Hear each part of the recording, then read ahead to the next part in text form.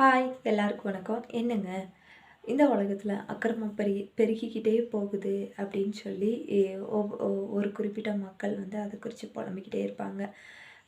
சில பேர் அக்கிரமம் பண்ணுறவங்க இன்னும் அதிகமாக பண்ணிக்கிட்டே இருக்கிறாங்க. இதோட விளைவு என்ன நடக்கும் அப்படின்னா, வேதத்தில் சொல்லப்பட்டிருக்குது, அக்கிரமம் மிகுதியாவதினால் அநேகருடைய அன்பு தணிந்து போகும் அப்படின்னு சொல்லப்பட்டிருக்குது. சரிங்க, இந்த உலகத்தில் நம்மளால் யாரை திருத்த முடியும்? அவங்க செய்கிறவங்க செஞ்சுக்கிட்டே இருக்கிறாங்க.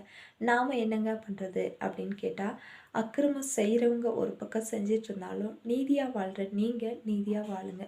ஏன்னா வேதத்தில் சொல்லப்படுது, முடிவு பரியந்த நிலை நிற்பவனே ரட்சிக்கப்படுவான் அப்படின்னு சொல்லப்படுது. ஆமாங்க, ஒரு குறிப்பிட்ட மக்கள் ஒரு வேளை வாழ்க்கையை செஞ்சு அக்கிரமம் செஞ்சு கொண்டு அதுலேயே வாழ்ந்துட்டுருக்காங்க அப்படின்னு சொல்லி அவங்கள பார்த்து நீங்கள் உங்கள் வழிகளை விட்டு விடாதபடிக்கு நீங்கள் வந்து நீதி செய்து வாழ்ந்தீங்க அப்படின்னா, கடைசி காலம் வரைக்கும் நீங்கள் நீதி உள்ளவங்களாக இருந்தீங்க அப்படின்னா ரட்சிக்கப்படுவீங்க அப்படின்னு வேதத்தில் சொல்லப்படுது.